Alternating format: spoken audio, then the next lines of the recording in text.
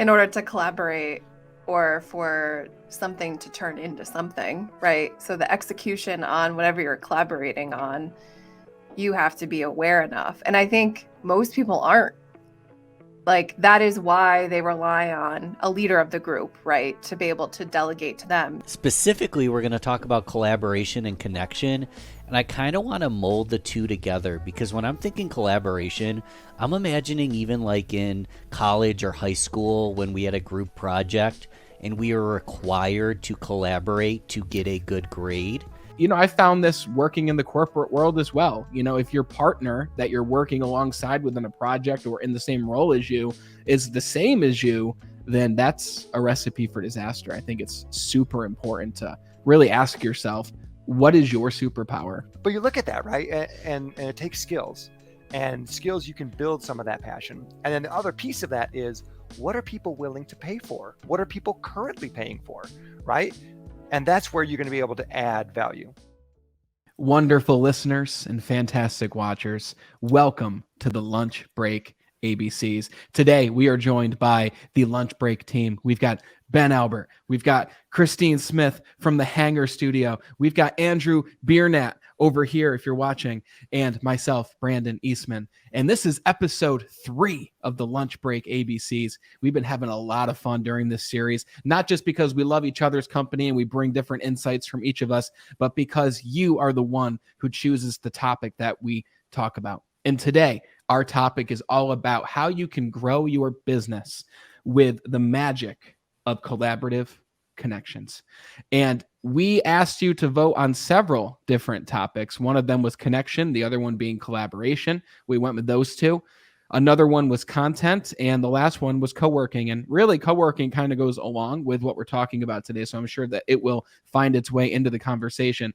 But I think that you guys will find that when we talk about collaboration and connection today, it ties into every single part of life aside from business. If you can collaborate better with a business partner, with a team, with even the work that you outsource to other people, then you'll be able to collaborate on a deeper level and a greater level with the personal relationships that you have in your life. So I know this conversation will go in many different directions, but I want to hear from us here in the chat. What do you believe goes and is at the heart of collaborative connections, at least from your experience?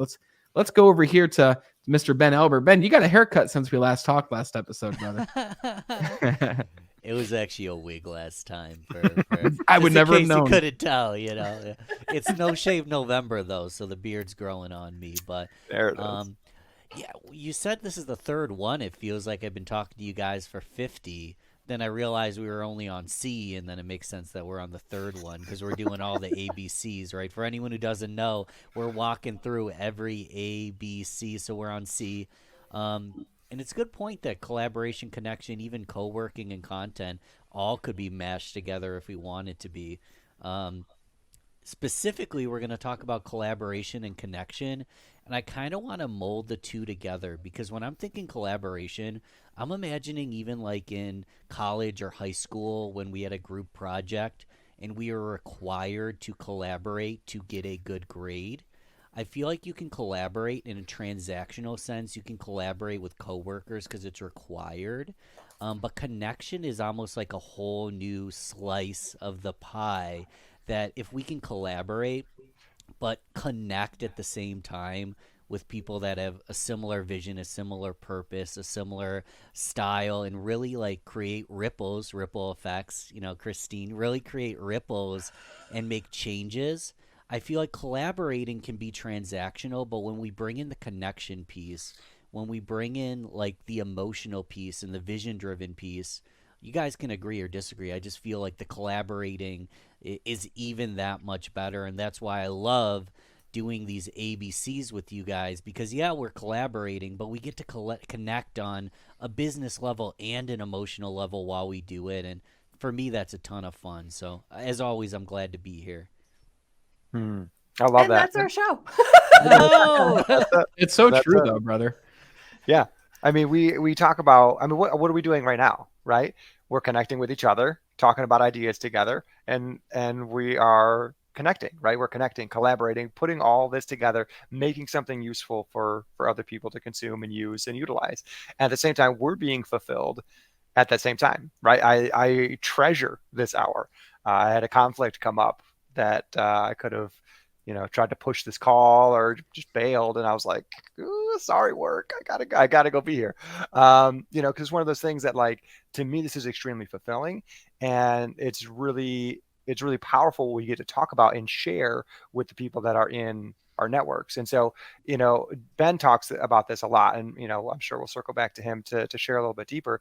But the idea that, like, collaborating on stuff is one of the best ways that you can actually truly deeply connect with somebody on something is, for what we do, we've been on a couple networking calls together, had some chats, but the best way that we've gotten to know each other has actually been being on each other's shows, right? Or recording a show together, right? We're connecting on an entirely different level because we're choosing to collaborate on something. And I think, Ben, you brought up a good point. There's kind of those two types of collaboration, right? There's forced collaboration and there's collaboration by choice.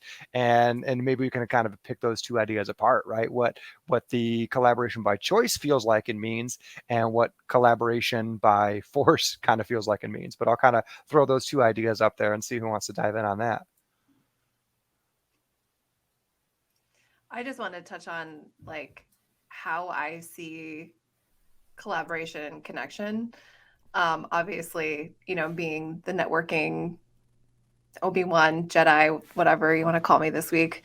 I agree that, like, you build a connection with someone in order to collaborate with them, but I think there's a few other layers that happen first. So for that connection to happen, right? And I look at it as like a spark.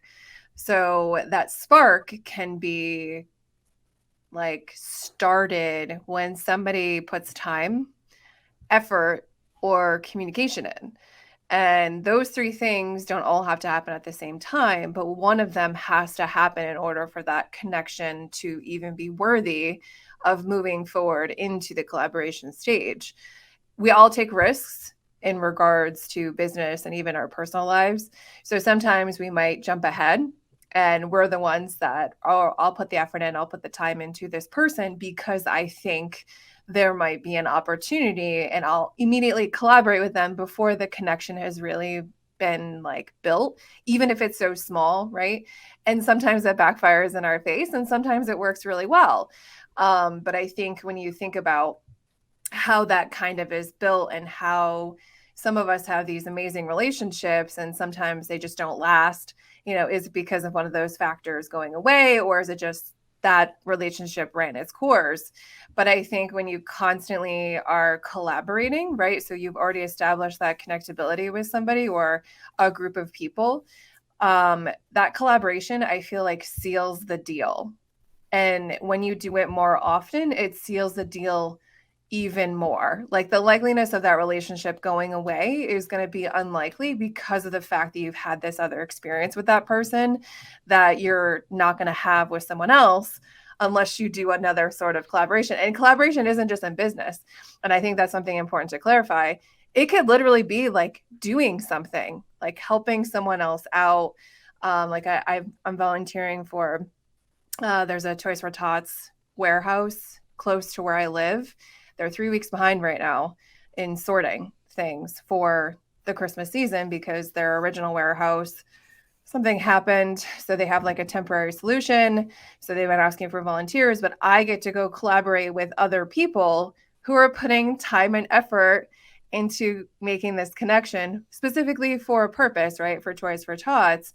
But there's a certain type of person that's going to be there, right? Like, they're not going to be complaining the entire time, like, oh, I have to go and sort all this stuff. No, they're going to be excited and like, oh, I'm so glad I got to take, part of this, right?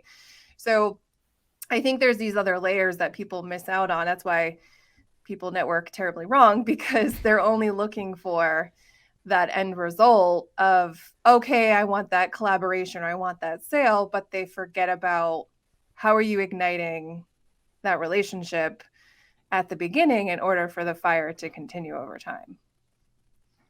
100%. I felt like I was left out with the headphone gang, so I put mine on. So I feel like I'm part Welcome of to the the family now. club. Thank you very much. So I just looked up this stat because I heard this stat somewhere, and it goes along with what each of you are saying. One horse alone can pull 8,000 pounds, which is really good. Two horses, when put together, can pull or push. I'm not sure whether it's pull or push, but one of those two things. It's pull. Okay. Pull 24,000 pounds. That's two horses. But if you take those two horses and you train them together to work together over the course of months, maybe even up to a year, maybe longer, they can pull 32,000 pounds. So now two horses together are pulling 3 times as much weight. And if you think about what we're doing right now, we could have just each done a solo show where Ben talks about collaboration, Christine talks, Andrew talks, and then, I do my thing, and we just put them all together, and we've got these separate shows, and that's cool. But you can only go so far alone. And I know it sounds like a very cliche thing because we hear that all the time. But if you think about why we collaborate in the first place, we collaborate to create something that wouldn't have been able to be created by just one of the two separate pieces alone. We create something special here with the four of us with what we each contribute than we each would get if we recorded alone and put them together.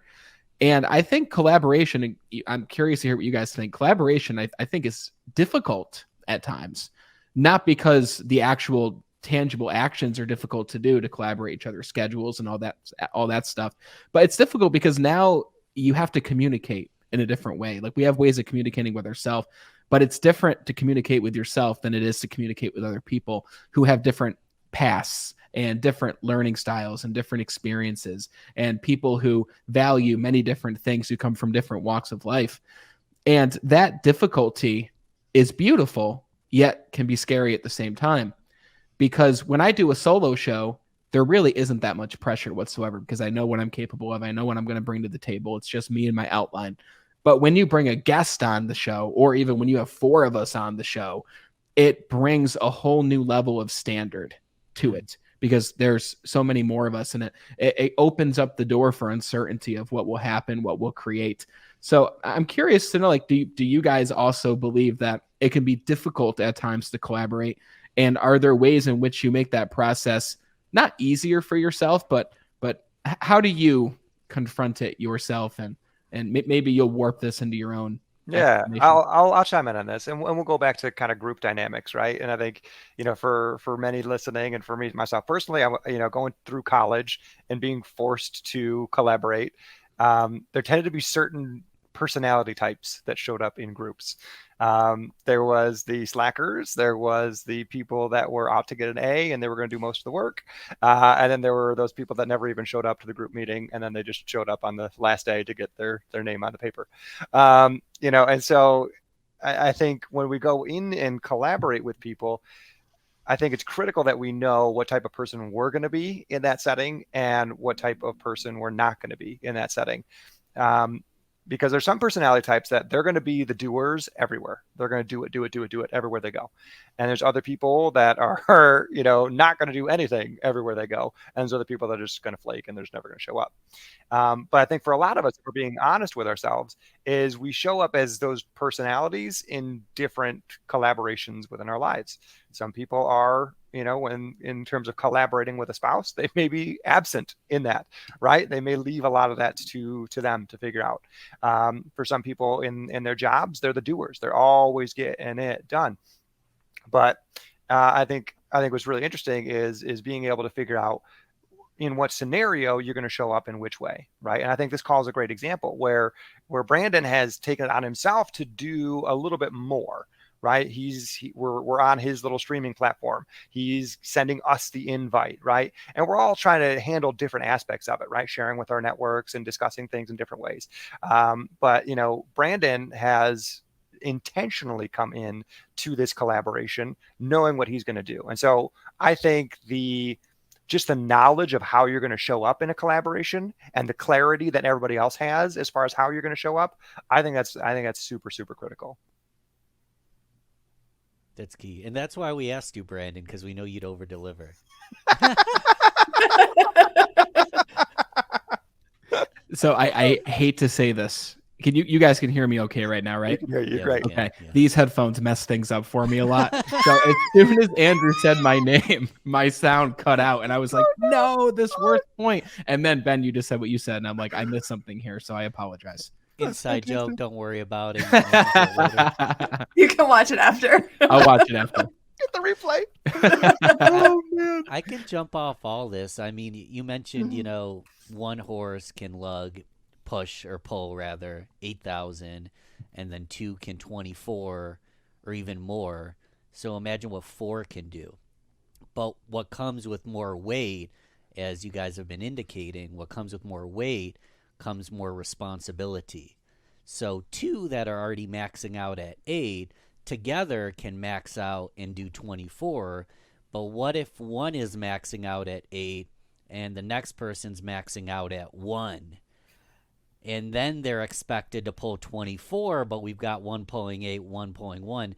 It definitely creates some friction. I actually don't have a perfect answer for this, so I'm kind of reposing the question. But one thing that I've found is that when you really like the people you're collaborating with, it inspires you to pull more weight. So I might only be pulling 1, but I see everyone else around me pulling 8. I'm going to find a way to get to 6, and I'm going to find a way. It's kind of like tug of war. If my team's winning, I'm going to do that extra pull to make sure that we win, even if I'm the weakest kid and the smallest kid, which was a fact. Being around people that help you level up and being inspired by people, I feel like can take the weaker in one category. Here's another thing, though. Someone who might be weak in one category might be a creative genius and bring up one idea that completely moves the needle on the plan. So they might be pulling less weight, but they have that creative spark that sparks energy in everybody else. So this is really interesting stuff, and be honest, I don't have an answer, and I'm just kind of happy we're collaborating to find one together right now. 100%. And when it comes to some person pulling this much, another person pulling this much, it's really difficult at times to really gauge the weight that someone is pulling, because I believe each of us individually are pulling weight in very different ways. Like right now with what we're doing, it's very similar because we're doing the same thing. We're sharing ideas. We're having just a conversation in itself. But if we're working on a project together, like as an example with the work that myself, Brian Rollo, and Christine do with Team Elevate, I have my own strengths. Brian's got his strengths and Christine's got her strengths. So much of the time, our conversations together on Zoom or in person will literally be Christine and I going back and forth, taking this idea we have. Christine's excellent and has a superpower of taking an idea and making that idea better in ways that we never could have expected. And then Brian has the superpower of sitting back and just listening, nodding his head, asking questions as we go. And then after Christine and I are done, we're just sweating buckets from the intellectual conversation, at least on her part, at least. Brian then asks more questions and brings his ideas based off what the two of us were talking about, and brings a perspective that the two of us even together wouldn't have been able to create ourselves. So I believe it comes to what are your individual strengths? And like, as an example, if Christine and I were the same, then it would be very difficult for us to be business partners together. If all four of us thought the same way, communicated the same way, it'd be very difficult to even get this conversation going. Like if I know that if I need a quick decision made, I'm going to go to Ben, because Ben's going to be able to, just like with the titles that we were talking about yesterday, Ben's going to be able to look at several things and be like, let's just roll with this one. And I absolutely love that about Ben, because some people would be like me and they'd look at all three and be like, all three of these could be great. What should we do? But just that decisiveness in itself is a skill. And, I found this working in the corporate world as well. If your partner that you're working alongside within a project or in the same role as you is the same as you, then that's a recipe for disaster. I think it's super important to really ask yourself, what is your superpower and how are you bringing your superpower to the table along with your corporate team, with your family, with your business partners. But in order to do that, you really have to know what is it about you that is special and different that you bring to the table versus others. Well, I think that's the key, right? Like in order to collaborate, or for something to turn into something, right? So the execution on whatever you're collaborating on, you have to be aware enough. And I think most people aren't. Like, that is why they rely on a leader of the group, right? To be able to delegate to them, you're going to do this, you're going to do that, because they would never be the person that would step up and say, I'm going to do this, right? I was that person in that group to be like, we're going to get an A. So whether you participate or not, this is what's going to happen because I'm getting an A. So, making sure that got done. And, that's hasn't changed personality wise, right? Even being the corporate world or owning businesses or working for other companies, I'm all about execution. Okay, well, how is this going to get done? Who's doing it? Well, you guys are going to go back and forth on it. I'm just going to do it. Like, I'm not going to wait for you guys to figure it out because that's a waste of time. And that's just how I operate, right? And I know that's what I bring to the table. I also know that I'm hyper self-aware of what I can offer. And I think being able to recognize that in other people and using it as like a leverage tool in a positive way, like, hey, you're really good at blah, blah, blah. You're really good at speaking, or you're really good at writing, or you're really good at researching. Maybe someone's more behind the scenes, but that maybe that's embarrassing for them because they are a business owner. And they're like, I should be front facing. It's like, no, you don't have to be, but you need to work with people who maybe are better at those things so that you could delegate that out to them. And, and how you focus on what you're good at, right? You spend the time on the things that you're good at. And I think that's also why we collaborate with who we collaborate with. Like, that's why the four of us came together, because, we kind of recognize like, hey, this seems like this could go farther and this could be more fun if we had, a fourth person, or, continue moving from there. Like, this could be an in-person thing, right? Like, we do a whole conference on, having these types of conversations, who knows? But again, it still took, us recognizing what that potentially could look like and someone actually saying something. I love that. Stay tuned for the conference, guys. I was going to say, that's what we're right. about. Vegas. Lunch all day, baby. Lunch all day. For the Superman comment, I love that idea. Just, what's our superpower? What makes each of us the best at something? Because everyone's got their domain that they're extremely skilled at. They're one of a kind talent. And for those listening, if you don't have a one of a kind talent, start developing one, start growing one, because if you can grow one that people pay for, you can be very successful in life. And how do you know? How do you know what people are willing to pay for, right? Try and find those people that are like you, right? If you found that you're really sociable, if you found that you're really good up on stage, lean into that skill because people pay for that skill, right? If you find that you're really good at solving problems, get better at solving problems and then solve big problems that pay big money, right? Find those things for you that seem natural, that seem easy, and lean into those things. And another thing I wanted to comment on was, I think Christine, you were just talking about, if no one else is going to do it, I'm just going to do it. I'm going to step up and do it. One of the things that I've found through marriage actually is standards. And whoever has the highest standard is the one that will do it. So you had the standard of, I'm going to get an A, so I'm going to do it, right? A lot of times I'd go into a group project and I'd be like, I'm happy with a B minus. So my standards were a little bit lower than the high achievers, right? At least you're honest. Yeah, no, because for me, I saw college as a vehicle, right? It's a means to an end. It was getting me somewhere, and the coursework was great. It was fine, but I didn't feel the need to get a 4.0. So, but that begs the question is, where do we want to have those top tier standards, and where do we want to have maybe more middling standards? Where is it appropriate? I like the idea of having high standards everywhere, but I feel like it's exhausting. Right. I feel like if I'm okay. I'm not wrong. So, because I look at home, right? Whoever has the highest standard as far as cleanliness in the home, that's the person that's going to sweep the floor. That's the person that's going to do the dishes, right? Because it's going to start getting messy and they're going to say, oh, this needs to get done. This needs to happen. And so, there's two ways to look at this is, one is, it's just going to fall on the highest standard person, or how can we elevate the standards of other people, right? How can we, now that we're in a group and we've got, 2 people that are fine with a B-, we got one guy that's fine with a D, and we got one person that wants an A, right? How do we start to maybe elevate more towards a B+, right? How can we elevate other people's standards? So I just kind of want to pose that question to you guys. Like, what have you found works as far as helping other people raise their game? Can I jump in on that? Because I think Please. what you just said was really important. And that is the fact that each of us in the group project, whether it's corporate or anything, we each have a different goal.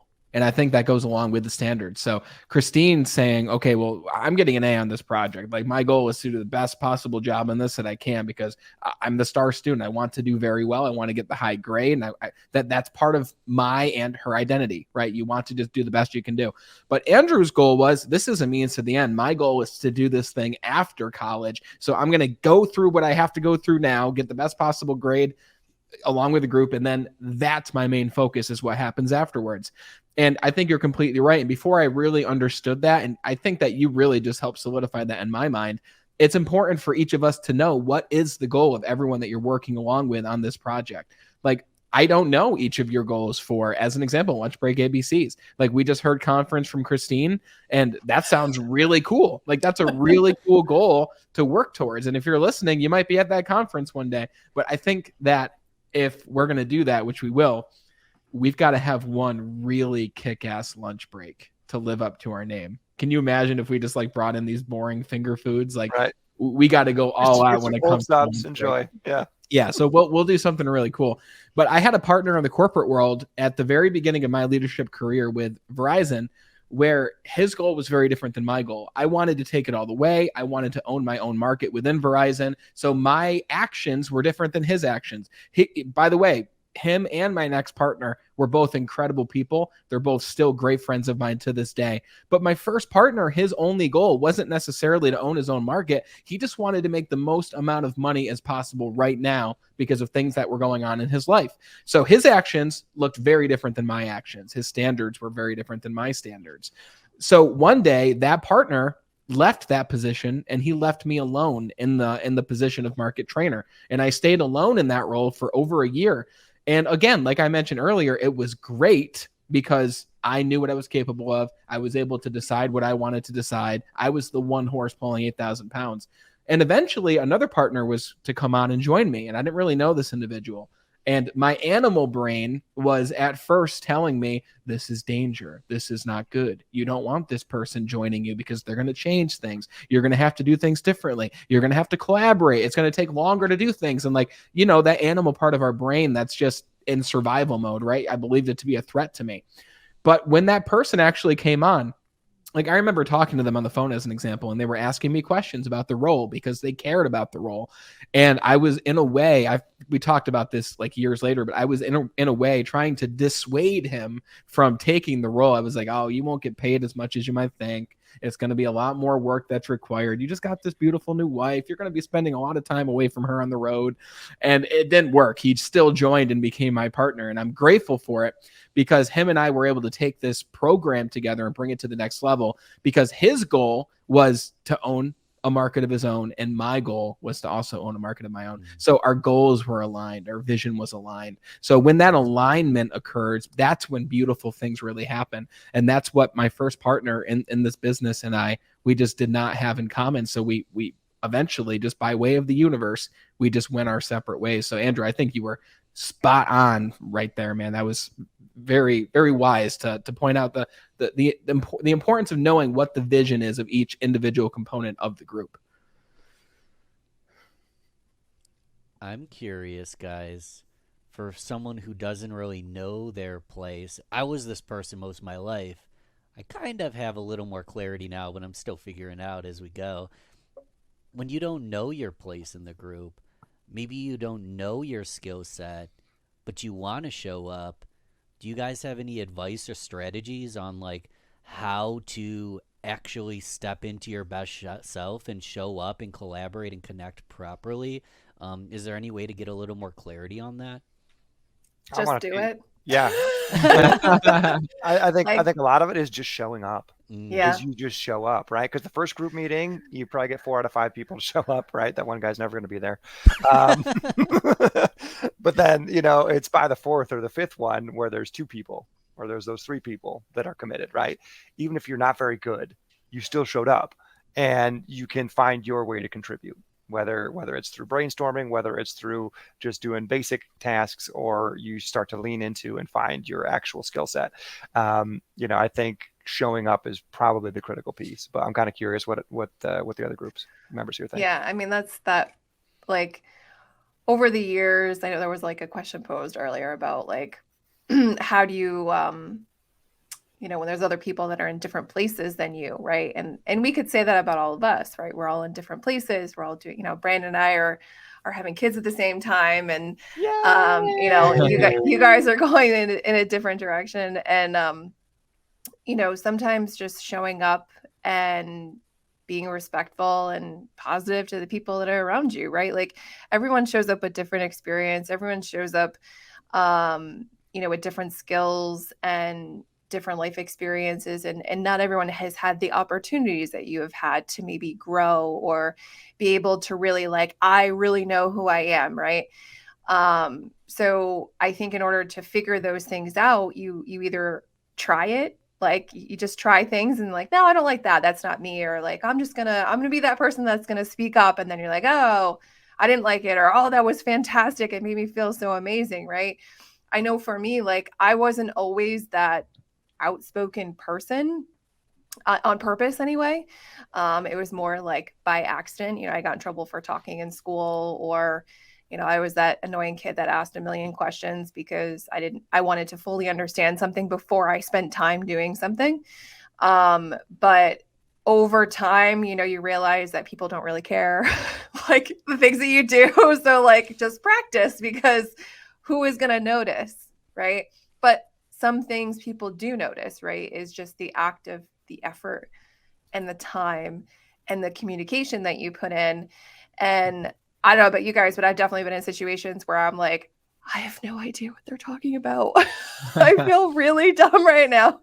But I'm like, okay, this can be a learning experience, right? It doesn't mean you can't contribute. I think that's one of the biggest things I see all the time. People don't do certain things because they're like, well, I have nothing to add. I'm like, just because you don't have the degree, just because you don't have that job, you're not a physics professor and they're talking about astrology or astronomy or the cosmics or whatever, doesn't mean you can't learn something or still contribute in a way that could be asking questions, right? Or oh, that's really interesting. Could that be something I want to do? Okay, well, what does that look like? How would I ask that question? And I think even just sometimes not doing anything is still something, right? You just absorbing everything is still something, because you're going to take from that experience either positive or negative, right? You liked it, you didn't like it, or it's completely neutral. Oh yeah, if it happens again, great. If not, no big deal, right? And I think that's how you should look at a lot of experience. I think some people are very I'm like Brandon, something new comes in and I'm like, whoa, don't change up my jam here. But I've had to realize this isn't a bad thing necessarily. It could mean I learn something new, I become even better at my skill, I can go in a slightly different direction that's only going to be better. Even if I go off course, that doesn't mean that's a bad thing either, because none of us can predict where we're going, who we're going to talk to, what our next job is going to be. So letting those opportunities, embrace them as much as you can. For sure. I want to chime in on something is, we're talking about showing up and opportunity, and I'll share a story that I actually listened to in a podcast. Have you guys ever heard of the guy named Jay Papasan? So he co-authored an extremely famous book with an extremely famous person. And before that happened, though, he showed up.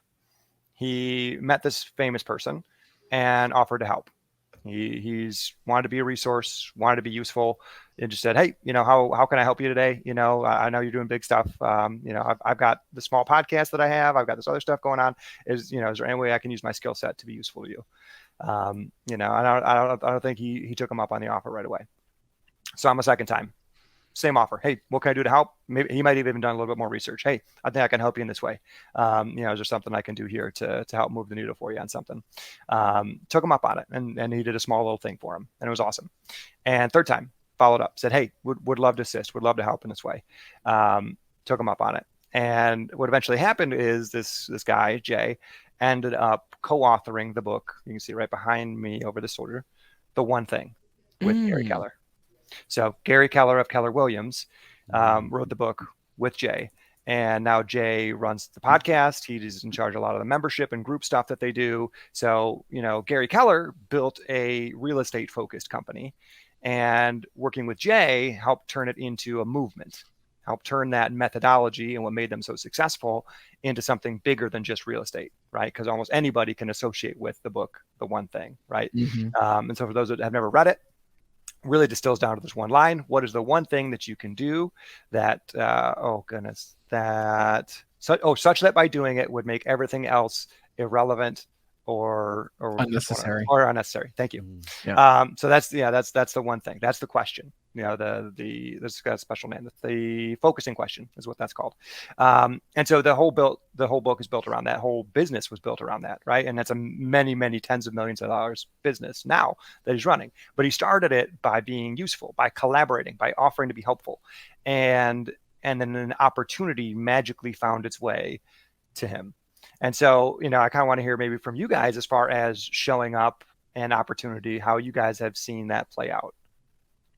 100%. And what you said, though, is very important. And it goes back to, what if you don't know your strength? And we said show up. Both of us said that. But then you said, okay, Jay looked at Gary Keller and asked, how can I be of service? Over and over and over. He showed that persistence, which reminds me of when Napoleon Hill asked Henry Ford, or not Henry Ford, Dale Carnegie, right? Was it Dale Carnegie? Yeah, okay. He asked Dale Carnegie, how can I be of service to you? And Dale Carnegie said, well, you can take this 20-year journey and go interview the world's top minds in finances and ask them, how is it that you grew rich? Which turned into the book that all of us know, Think and Grow Rich. But he wouldn't have done that if he didn't ask the question, how can I help you? And I think this breaks off into two pieces. The first piece is, if you don't know how to best contribute to the group, rather than just stay in the shadows and, just do the bare minimum, maybe you pull the 4,000 pounds of weight, why not step up and say, how can I best contribute to the group? Now, obviously, people will have to kind of know you to know what your superpowers are, to know what your strengths are. But it's very interesting how we find it difficult at times to be introspective on what we are strong in. But when we ask other people, they're so easily able to say, well, Ben, you're great at doing this. Christine, you're great at doing this. Andrew, you're great at this. And you can take one of those things and latch onto it and be of service to other people. But I think it's even taking it a step further. And I'm sure Jay did this when he talked to Gary Keller about the book. He probably just didn't say, Gary, how can I help you? When Gary had no idea what Jay did. He likely saw a gap somewhere in Gary's strategy, or knew of something that Gary wanted to achieve, and offered his services to Gary. Like Napoleon Hill knew he was a great journalist. He knew he was a great interviewer. So he didn't just say, how can I help you, Dale Carnegie? Dale Carnegie said, I would like you to take these skills and go use them in this specific way. And it reminds me of a lot of people who want to move up into leadership within the company that they're in. They always ask, I want to do more. How can I do more? But what if instead you ask them, hey, based on all these different projects I've worked on and all these different things I did, what do you see as a superpower in me? And then they tell you. And then you say, great, well, can I use that superpower on this new up and coming project that you just talked about in the last meeting? And they're going to say, yeah, Christine, we don't know how we can pay you for it yet, but we would love for you to take this on and take charge of the project in this way. And then you do. And then you add value. And then you're paid, whether it's monetarily or in many different ways, and you're sent on a path that you couldn't imagine. And I'm sure that's the same thing that happened with Jay, with Gary, and we know it's the same thing that happened with Napoleon, with Dale Carnegie. It's powerful stuff. I'm happy I let you guys talk, because you guys answered like what was in my head as the follow-up question, because when I hear just show up, to me, that's not enough, because there's people that show up and work 60-hour weeks but they are still stuck in the rat race and they never find something that they're passionate about, never work their way up into a leadership role. And what you guys are talking about is beyond. So just showing up is massively important. I know, being a big like music fan and coming from the music industry, part of what I love about live music, especially at like a small venue, is the collaboration between like the band and the audience. And like you can song requests, and just the band kind of just like creates an energy in the room, and there's like a collaboration that happens, and there's value in that. But then the next level is, how do I show up as a leader and add value that didn't exist already? And I feel like you guys really dissected like that next step. Like the first step is, let's physically show up. Second step is, how do I add value intentionally? How do I, bring value to this? Transparently, a lot of my clients come from me just being physically present. And a lot of people want to be omnipresent. It's often talked about in marketing and social media, be on all platforms, always be in their feed, keep their attention. That can be overwhelming, and it's even slightly more overwhelming, but more powerful when you're physically present. I know I'm an information junkie. I'm in 3 different mastermind groups that all have speakers come in. And part of why I do it is I show up every time. There's a new speaker oftentimes, and then I get to meet that speaker, and I build a relationship with the host of the group. I can create a relationship with the speaker and connect with them. And the accountability of just showing up, but then bringing value when I show up. Clients come through just referrals in being part of this group and being an active member. My whole point here is that it's not like you just show up to collaborate once. Like, I got an A on the first thing together, I'm crushing it, I'm God's gift to the world. We need to show up and collaborate every freaking day. And we can take off days, and you don't have to be like, listen to Ben, who's 3 mastermind groups and is always in attendance. That's kind of insane. But what's your version of that, where you can show up and collaborate, where you're always delivering, like you're delivering your part in your own special way? And I kind of want to rephrase the question, because I don't know if we totally answered it. How do we know what our superpower is? How do we know when we're showing up to collaborate what our gift is? Is it as simple as like kind of what Brandon said, asking someone in leadership, like, where's my best place? But is there a probability that if you just ask leadership where your best place is, they can say, well, your best place is in the bathroom scrubbing the toilets? That's your special talent. Yeah. Like, how do we know when to walk away because it's not in alignment? And how do we know what our gift is? Do you guys have any thoughts on that? Oh, I got tons, but it sounds like Christine's going to go.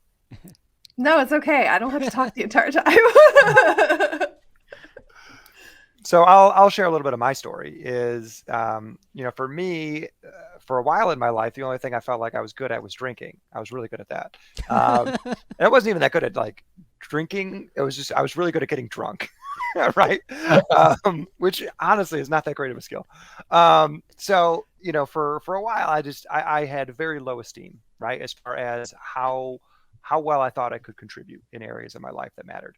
And it took me a while and a lot of soul searching and figuring things out. And honestly, I could say probably the 2 things that have helped the most as far as like figuring out what am I good at, what value can I add, has been feedback from other people. And that's typically in the form of compliments. And people are going to compliment you on the things that are noticeable. And so for me, I get complimented on my energy very frequently. Energy, like all the time. And it took me years for that to kind of like sink in as like, oh, energy is like a thing that like not everybody has. Like not everybody brings this type of energy to what they do. Oh, okay. Like, bing, bing, bing. Like that to me is one of my superpowers, is bringing that type of energy. And then probably the second place that I've discovered a lot has been through personality tests. And like, none of them are accurate in the sense that none of them are 100% true. None of them are 100% going to get you to what you need to know. But doing enough of them, will teach you the themes that keep showing up. You'll learn about yourself through each one, and as a whole, you'll get a better picture of what's going on. So I'm not going to say, oh, you got to do Myers-Briggs, or you got to do DISC, or you got to do this one or that one. I've done most of them, and I could say I've learned something from each of them. And there's no one that is better than the others. There's going to teach you something a little bit different. And through each of those, though, I saw that there were certain themes that showed up. And then it's okay. So I've got a lot of good energy. I'm really good at interacting with people, and I'm good at problem solving. Those are some of the big things that I've discovered. And so, looking at my career, looking at my business, looking at what I want to do as far as contribute, how am I going to add value to people, is now taking those things and leveraging those. And instead of like shoring up more of my weaknesses, instead of getting better at managing my calendar, which I suck at, I'm going to outsource some of that. I'm going to either have somebody help me, or I'm going to rely heavily on a calendar app, or I'm going to find a system that can take care of that for me. And I'm going to get better at speaking. I'm going to get better at showing up with good energy. I'm going to get better at solving particular problems. And so kind of that self-discovery then leads into doubling down, is what my recommendation would be for people. Is once you start hearing about what people are complimenting you on and people are noticing, do more of that. Do it again. Well said, brother. Well said, for sure. Yeah. I would add, so self-discovery, I think, is really important. And I think it should be clarified that you may not have just one superpower either. You may have multiple, and they may be very different from each other. Like, you may not just be a good, connector and networker and marketer. Like, you could be a good cook, or like there could be other skills, right, that don't have any relation to each other. But I think Andrew made a good point. Like, listen to what other people have to say, but I would do that with a grain of salt, because there are definitely people who are going to say, like, you will never, like, I can't even tell you how much that has happened to me, especially being a woman in predominantly male industries. I've definitely had people that are like, you'll never do blah, blah, blah. And then I'm like, oh yeah, watch me. So, thinking about what people say and the right people, I think, is the difference. Like the people that support you and they're not just blowing smoke up your butt either. Like, you don't want that type of response. You want people to be like, no, I think you're really good at blah, blah, blah. You should continue doing those things. I also think you should think about how it makes you feel. So Andrew kind of mentioned the whole energy side, but there's an energy that we all have, and you might get ramped up after certain situations. So it could be after a phone call, it could be after a podcast, it could be after a project that you finished. Even while you're doing it, even if you have like the feelings of like, oh, that gave me so much anxiety, it was so stressful, but afterwards you feel like $1 million because of how the presentation went with the client. Like, you should really think about those things. Like, what are these clear times in your life that you had these overwhelming feelings of like happiness, and like you were so proud of yourself, and like everyone was gushing about you, and you were like, you just couldn't help but like smile from ear to ear. Like, that's a really good indicator. That's probably a skill that you're really good at. So, and it could be something that I think people also think skills are a very tangible thing. Like, oh, I can do this. Like, I'm really good at, I'm trying to think of an example, cooking or, cleaning or whatever. But it could be like how you make someone feel, or how you communicate, or like you're a really good listener. Like, those are still skills. It just may not necessarily equate to like a product or service. So, thinking about those types of things, I think the personality tests are a great idea. I know for me, like, they're pretty accurate. Like, I did the one that I did one with actually Brian Rollo, and this was through, I can't even think of what it's called right now. Culture Talk, right? What? Culture Talk. Yeah. So I did through Culture Talk. So it was like it was a pretty deep like evaluation. And I'm a creator, like, is my surprise thing. Big surprise. But also ruler was like the second one. Wow. And then something along the lines of like educator or teacher. So, and like those three things like heavily encapsulate like myself as a person. Like I'm very much into leadership, but I also really like helping people. So it's something that kind of fights back and forth, because I do like to be the boss. I do like to tell people what to do, but I also really like to be like, how can I help you? How can I make this better? Okay, well, we're going to find a solution. Like, I love problem solving. It's very addicting for me. So, that might be super helpful to give you that open door, like, oh, hey, maybe I'm this, or maybe these are some things that I'm good at. Okay, let me practice more. Let me dive more into that, or let me talk to my friends and family, or, the people that I'm around, and be like, hey, is this true? Like, do you think I'm good at blah, blah, blah? And then take it for how it actually makes you feel. So not to take this to a really gross place, but I remember. Oh boy, I'm excited. That's to go along with what Ben said about, oh, you want to know what you can do? Well, here's the scrubber. Go to the bathroom and make them look nice, right? Mm-hmm. Well, I was at a layover in Atlanta. It was a layover in Atlanta, Georgia. And I remember going into the bathroom after getting nasty. They're just nasty. Go ahead. So funny you say that, because this one particular time I went into the bathroom at the airport, which are normally nasty, and this was the most pristine environment I've ever seen in my life. And I was like, what's going on here? And this very kind older gentleman comes over to me and he's like, sir, welcome to my office, is what he said to me. Verbatim, welcome to my office. And I'm like, this is getting really weird. It's like, dude, just got to go to the bathroom and I'm out of your hair. And he's like, let me bring you to where you're looking to go. And he brought me to a stall, opened the door to the stall and closed it behind me. I swear to God. And I was like, this is really bizarre. As everyone walked out of the stall, he brought them to the sink to wash their hands. He led them out and he went right into the stall immediately, cleaned up whatever was there. Again, the gross place. And then he led the next person to that stall. And I remember leaving. I tipped him before I left, by the way, like a couple bucks, nothing crazy, but he had a tip jar. I tipped him before I left. And then I was like, thinking to myself, the rest of that day, I was like, this guy is the best bathroom cleaner that I've ever met in my life. The best, the greatest. If I had a bathroom to clean, I'd be calling this man. And it reminds me of when I was looking to move up into leadership. And I asked the question, what can I do?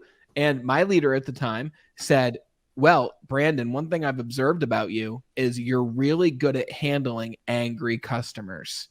And I said, really? And he's like, yeah. He's like, what I would like to do is I would like you to be the person who fields all the phone calls. And, and it was a retail store. So the people that walked in angry, he's like, I would like you to field those situations and help the reps out. And when that happens. Hello, Karen. My name is Brandon. Yep. Literally, though. And I was thinking what the bathroom cleaner probably thought when he was asked to do this.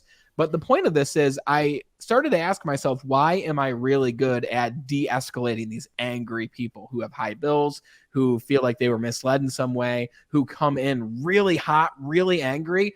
And by the end of it, they were apologizing to me and thanking me. It was very, very bizarre how one person can be from here and go to here in the course of 5 minutes, literally 5 minutes. And I started to ask myself, what is it about that I'm very good at? Like the bathroom cleaner. He could have dissected, what am I really good at in this case? Well, I'm great at leading people through an experience. When they enter the bathroom, I'm great at leading them to where they need to go next. I'm really great at attention to detail, really making that place look brand new, even years and years into it being created. When it comes to me with the angry customers, I was really good at just shutting up and listening to those people.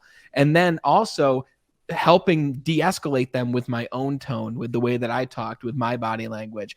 So I didn't just stay there forever like a lot of people might. The bathroom cleaner might be doing that forever. Maybe he loves it. I don't know. I didn't love just helping angry people all the time. So I took those skills and I said, hey, Keith, my leader at the time, I was like, I've discovered that I'm good at this because I'm great at de-escalating people and helping them feel better. And I'm also great at educating them on what they didn't know before they came in all angry. How else can I use this? And then it led to what I love to do, which is training groups of salespeople, training groups of people, educating people, helping them live better lives. So I took the minute details of the superpower and then used those in other facets that I enjoyed more, that were more aligned with my purpose. So, I use those stories to say, dig into what you're really good at, find those one or two pieces that can translate into anything, and then just focus on those little teeny pieces in your superpower. And I think you can use them literally in any situation in your life. Amen. Yes. Guys, do we have time for one more takeaway from the group? Let's go. Yeah. Absolutely. Who wants to start? I think you're talking, so let's hear it, brother. Okay, let me think about this one. It's funny. I realize I started the conversation with we connect, but collaboration. Wait, how did I start the conversation? You can collaborate, but be disconnected and transactional. In connection is really what makes it more of a emotional and valuable experience. I feel like I could flip it on its head. We know LinkedIn. I presume most of the listeners know on LinkedIn, a friend request is called a connection request. So you can connect with somebody, but did you actually connect? You can say you love somebody, but did you actually show them that you love them? So I feel like the collaboration is the next step. We connect because we want to, but am I going to connect with someone just to pitch them or talk about myself or try to steal value from them? How can we bring collaboration in where our connections aren't shallow and transactional? We can actually collaborate to do something good. And I'm preaching to the choir because that's exactly what we get to do with you three. And I'm excited to do this every month. Like Andrew, man, I'll move meetings away. Dog has to pee, she can pee on the ground. I'm just kidding, but I'm just gonna drink water when that happens. Christine almost got a spit take there. That was great. all right, next up. I love it. I'll chime in. So, one of the things that we've been talking about has been the collaboration aspect, and within collaboration, figuring out how you can collaborate best, what value you can add to a person or to a group or to a connection that you have. And one of the things that I think about sometimes is the whole passion hypothesis, right? That you follow your passion and you can do whatever you want, right? Read an interesting book recently. It was called So Good They Can't Ignore You. Would highly recommend it. Fantastic book. And what he goes through in the book is the idea that the passion hypothesis in a lot of ways steers people wrong. Because, kind of like Christine was talking about earlier, you may have skills and passions in a lot of really unique and interesting areas. But just because you have a passion there does not mean that people are willing to pay for it. Does not mean that you can monetize that. Does not mean that that can enhance your career. It may enhance your life, but it may not enhance your business. It may not enhance your career. And so I think there's kind of three major factors that play into how you can add value to the world, how you can add value to your connections, and how you can add value to your collaborations. And one of those things is your passion, because if you care and you give a lot to it, you can make an outsized impact. But before you can get to passion, the author here, I forget the guy's name. Oh man, well, we'll leave it. But the author argues that to get to passion, you need to have skills, and really getting good at particular skills is how you can actually become passionate about something. And I think we can, all harken back to a time when we knew kind of that bohemian kind of personality where it's like, man, I'm just going to do this and it's going to be awesome. It's going to be great. And they kind of like start getting to where the rubber meets the road, and they're not able to actually make an impact. They're not able to actually make a difference. They're not actually doing anything that's adding value to people. And it's because they got so invested in this whole passion idea. I'm passionate about saving the whales. Great. What kind of skill set do you have that can help whales? You know what I mean? Like, what kind of skill set do you have that's going to help the oceans, right? What are you going to bring to that equation? I can right? share articles, Andrew. Right. I'm going to repost and I'm going to say mean things to people, right? That's my skill. But you look at that, right? And it takes skills. And skills, you can build some of that passion. And then the other piece of that is, what are people willing to pay for? What are people currently paying for, right? And that's where you're going to be able to add value, right? And when I say pay for, right, could be paid via attention, could be paid via cash, could be paid via promotion or opportunities, right? There's all kinds of ways to get paid in that particular way, right? But, in order to add value, you need all three of those aspects to really do it well. And really, at the end of the day, you just need a skill that you can get really, really good at, and that you can and use that to then invest in people in a way that matters, a way that they're looking for, a way that they need help. Let's go save the whales. Save the whales, baby. Boom, baby. Let's hear yours, Christine. What was your top takeaway or last final thoughts? I feel like you guys have kind of like done a good job summarizing everything. I think I'll just piggyback on what, Andrew was saying. And, I think to figure things out, I think that whatever that skill might be, right? A good start. One of the things I teach in networking is to be a resource, right? You won't know if people want to collaborate with you until you open the door. And I think it's always a good opportunity to really think in that way, right? Like, I don't know what's going to happen if I have a conversation with this person. It's not going to hurt you, right?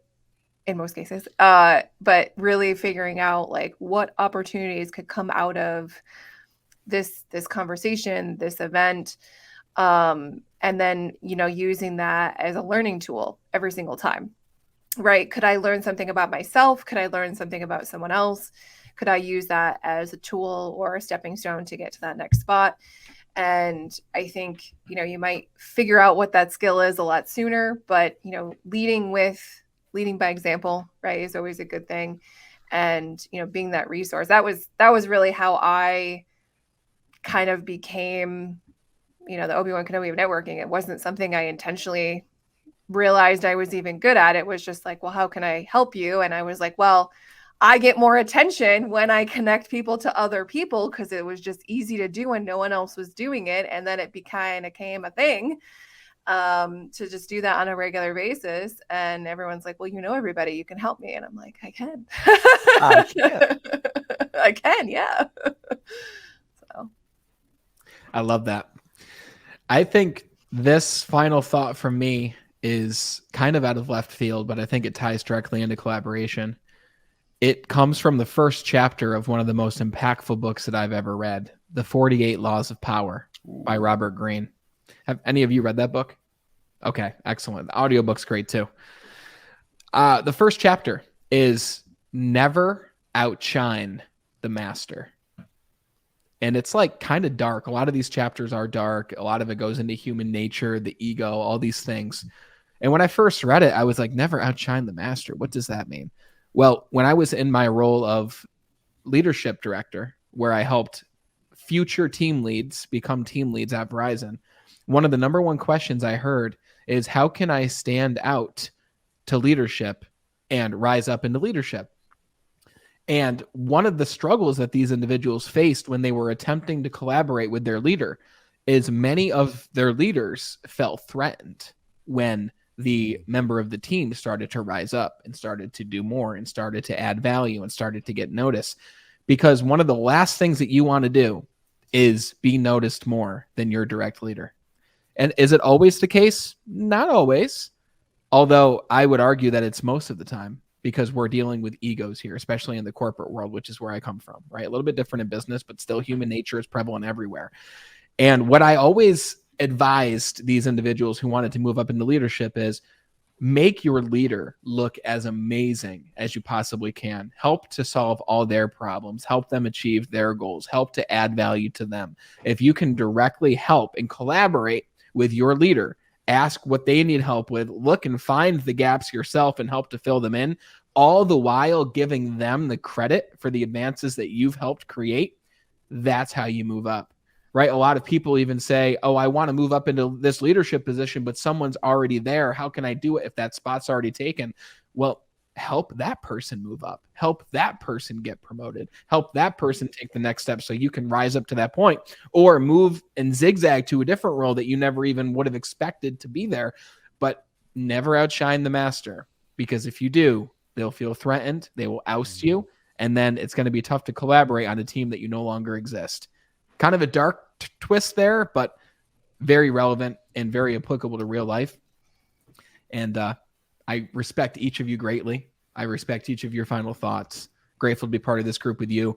I hope everyone listening had a takeaway of their own. Please leave a comment wherever you're watching and listening. Let us know what your takeaway was, because in a few weeks, we're going to release our next poll. It's going to be on the letter D. It's going to be our fourth lunch break ABC. So I'm not sure what those words will be yet, but keep an eye out. Ben, you usually post those. So everyone be sure you're following each of us, but definitely make sure you're following Ben Albert so you can see that next poll that we'll share to our page as well. Thank you so much for watching and listening. And it was awesome to be a part of this with the three of you, as always.